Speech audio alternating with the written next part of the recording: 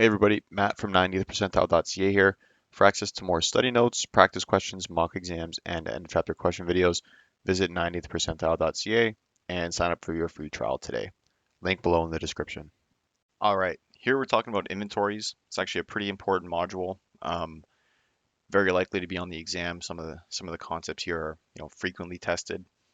So really what we're going to talk about here is how the three main inventory valuation methods, so LIFO, FIFO, and weighted average cost, how depending on which method is chosen, what impact that has on cost of goods sold, inventory balances on the balance sheet, and from here, from the impact on COGS and the inventory balances, these differences between the two methods will also flow through to the other income, the other financial statements, and we can take a look at the impact on other ratios, so like the current ratio, maybe debt to equity, total asset turnover, inventory turnover, etc.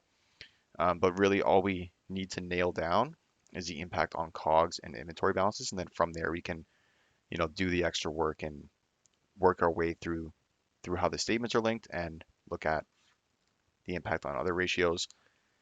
And towards the end, we're also going to talk about converting LIFO to FIFO. Um, Short answer is that there's some notes that companies must disclose in the financial statements, which allow us to pretty easily convert LIFO to FIFO just to compare, you know, apples to apples. If you're comparing a company that uses LIFO versus FIFO, you're going to need to, you know, pick one or the other when you're comparing the ratios of the two companies just to ensure that you're looking at the same stuff across both companies. So with that, let's just jump right in. Cinnamon Corp started business in 2017 and uses the weighted average cost method. During 2017, it purchased 45,000 units of inventory at 10 each and sold 40,000 at 20 each. So this is 2017. Purchased 45K and we sold 40K. So there's 5,000 left over from this batch in inventory. And then in 2018, what did we do? We purchased another 50,000, purchased 50K, and we sold 45 at 22 each. And we're asked to calculate the 2018 cost of sales. So under the weighted average cost method, first thing you got to do is we need to figure out the weighted average cost for all of the inventory in 2018. All right, so we have this 5,000 that was left over from the previous year. Then we also have 50,000 that we just purchased this year. So to calculate the weighted average cost, we're going to come over here and we're going to do 50K times 11 each, which is 550K. And then we have 5K at 10 each from the previous year is 50K. So we add this and this together, 600K total cost over 55,000 units. And we get a weighted average cost of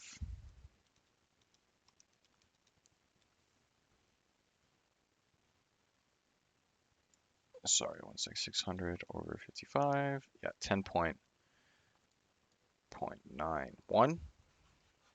And now to calculate our cost of goods sold for the year, we have to multiply this average cost of 10.91 times the units we sold, so the 45,000.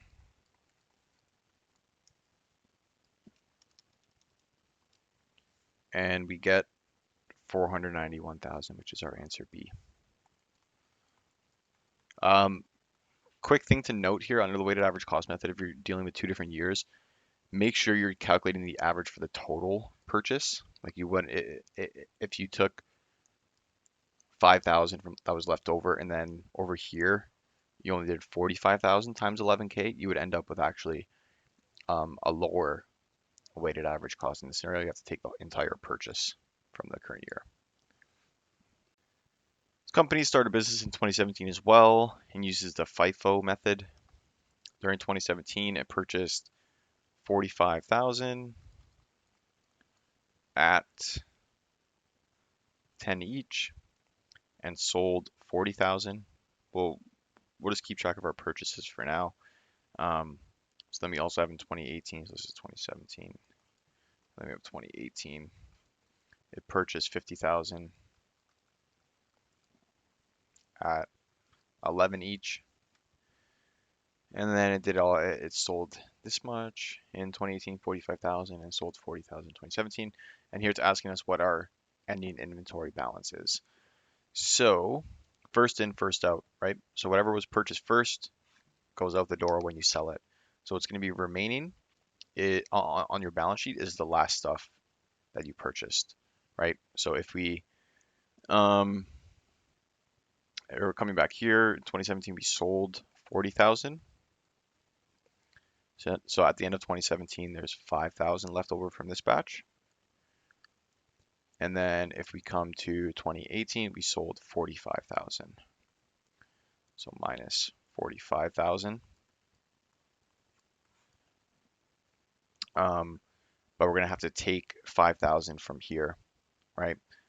So basically what's happening is we're selling this 5,000 first, and then we're really only subtracting 40,000 from this amount.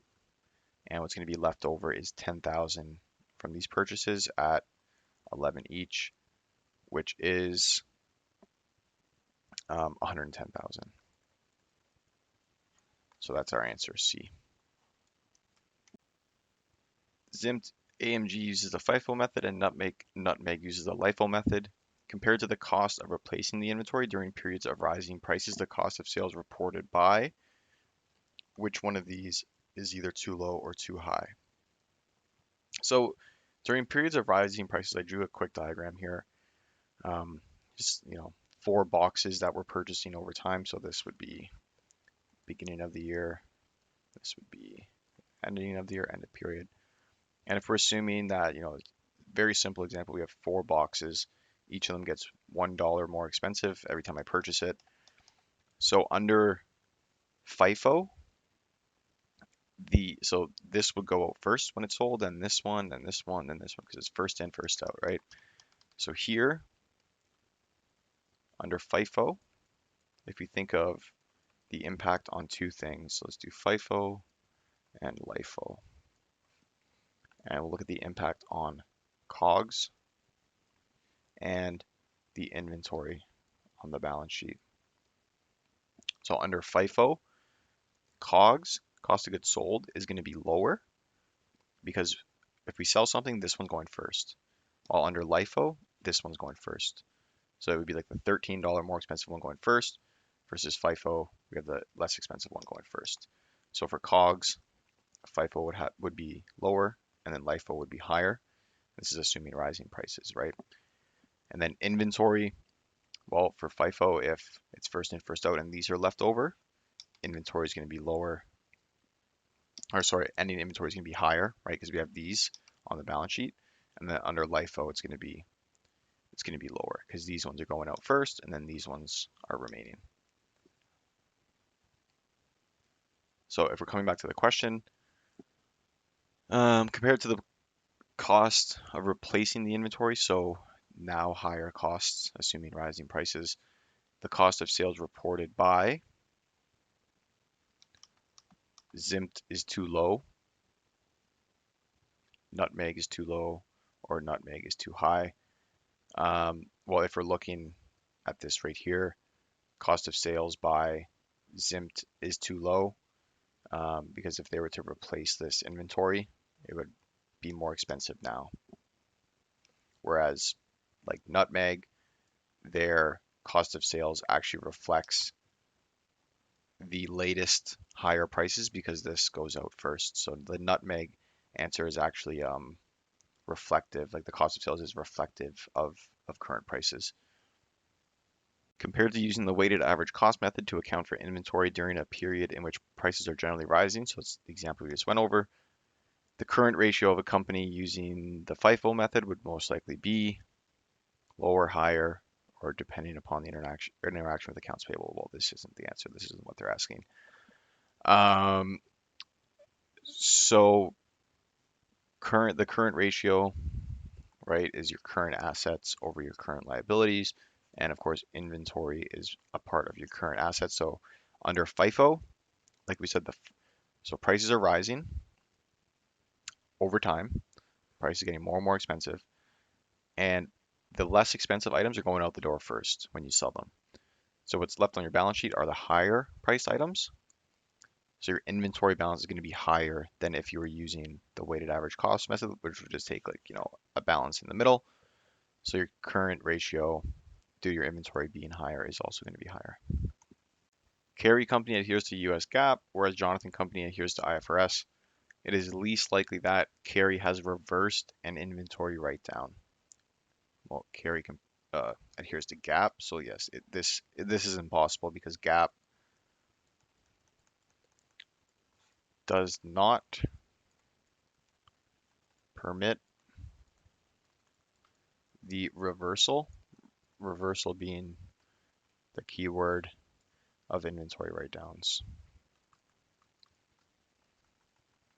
It's a pretty common thing to be tested on, so I would just be aware of this. IFRS does permit the reversal, GAAP doesn't, so something to keep note of. During periods of rising inventory unit costs, a company using the FIFO method rather than LIFO will report a lower, which one? Notice that all these questions pretty much have rising inventory unit costs. You gotta be careful, they might, try to mess you up by putting lower inventory costs, but rising is typically most popular just given, you know, prices tend to increase over time with inflation. So two things again with FIFO versus LIFO are COGS and inventory. And from here you can, look at what these imply for the ratios up top. So under FIFO, prices are rising. So your cheaper goods that were purchased first are going to go out through COGS. So you would have lower COGS versus LIFO.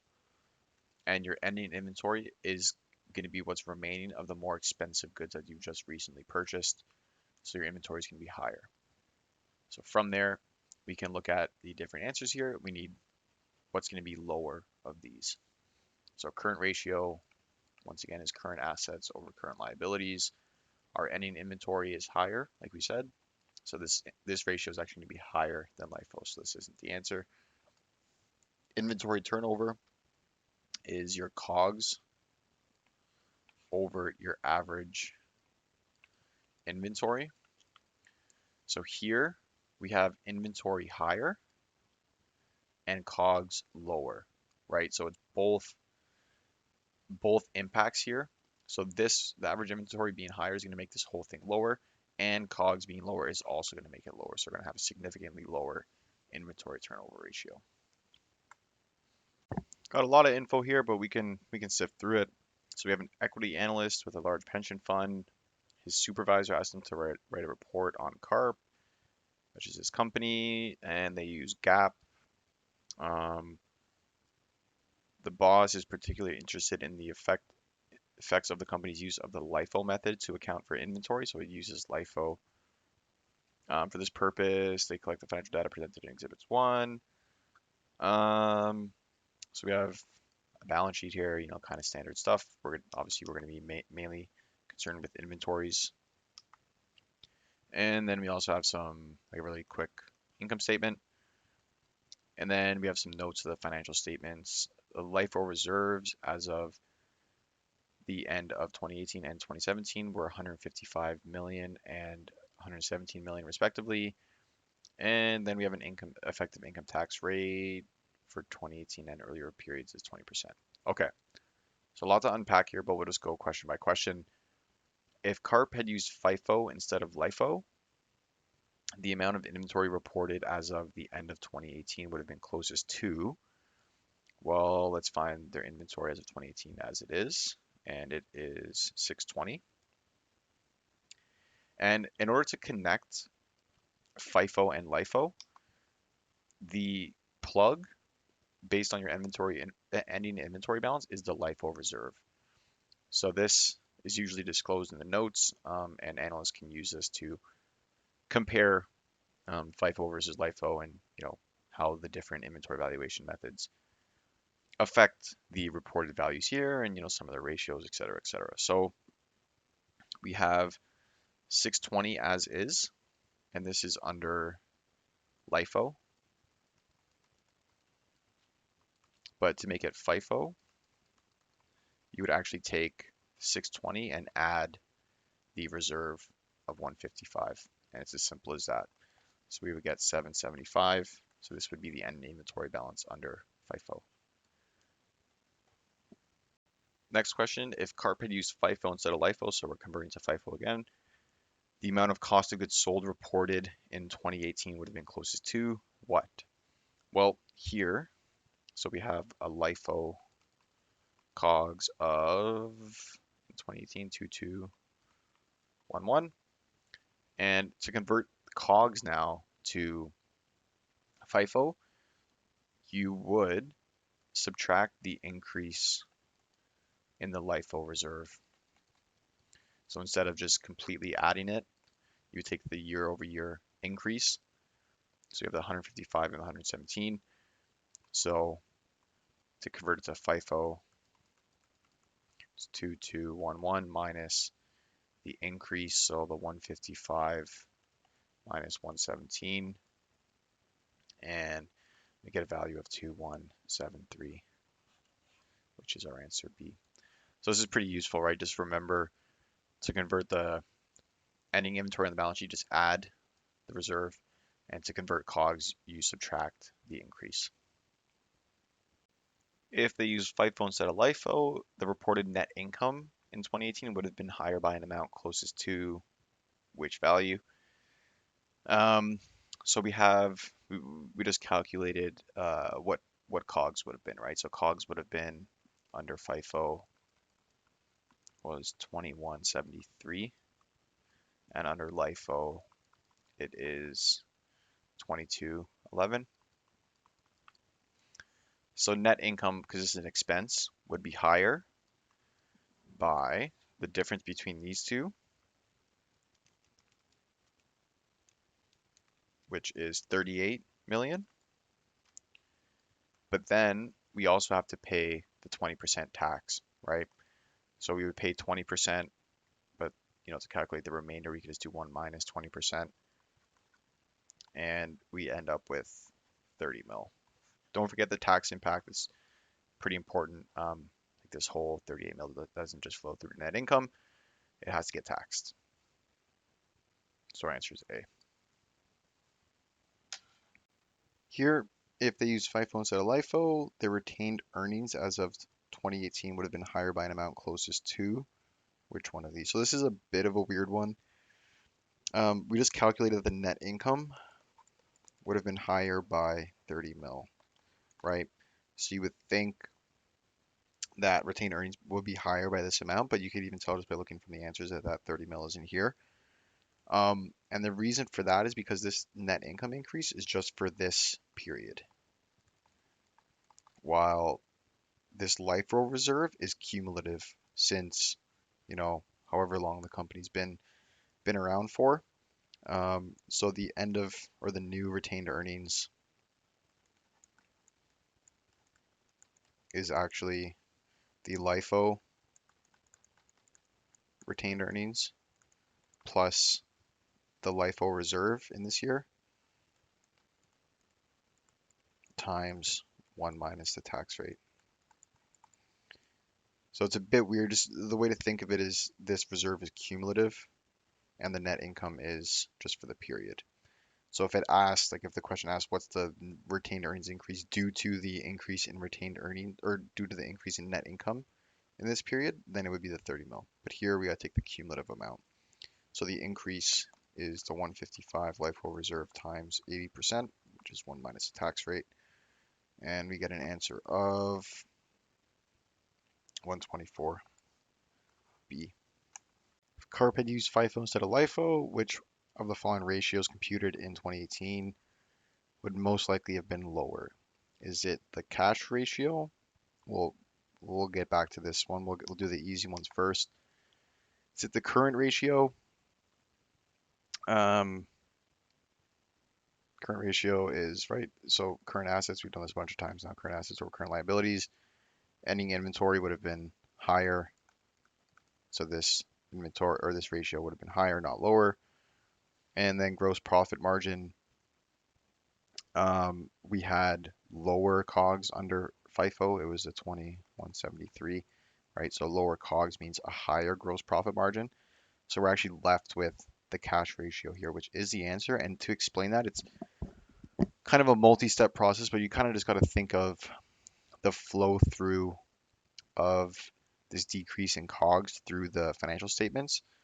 So because our COGS is lower,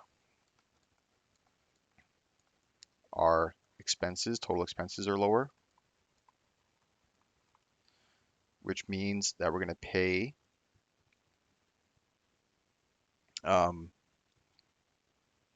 more tax, right? So we have less expenses, we're going to pay more tax on the income statement. And because we're paying more tax, we're going to have less cash on hand, which would make the cash ratio lower because cash ratio is just cash over current liabilities. So it's kind of a multi-step process. It's a bit of a confusing one, but if you didn't get it right away, that's kind of why I said let's get back to it. You could have eliminated these and then defaulted to A. Last couple here, we have Fernando's Pasta, who purchased inventory and later wrote it down. The current net realizable value is higher than the value when written down. Fernando's inventory balance will most likely be higher under IFRS, higher under GAAP, or the same under GAAP and IFRS. So once again, under GAAP, we cannot reverse a write down, while under IFRS it is permitted. So in this case, they originally wrote down the inventory. Now they're going to write it back up. So under IFRS is allowed, so the inventory balance will be higher under IFRS. And a write down to the value of inventory to its net realizable value will have a positive effect on the balance sheet. No, because we're going to have less assets, right? So our liquidity ratios are going to look worse. Income statement, no, because the write down is an expense. So our expenses are increasing. We'll have less net income. On the inventory turnover ratio, yes. So the inventory turnover ratio, remember, is your COGS over your average inventory. So in this case, it's going to be, you're going to have lower average inventory. So this whole ratio is going to be higher. It's going to make it look like, you're turning over your inventory quicker, but you're not really doing so. You just had a write down, which made your value of your inventory less.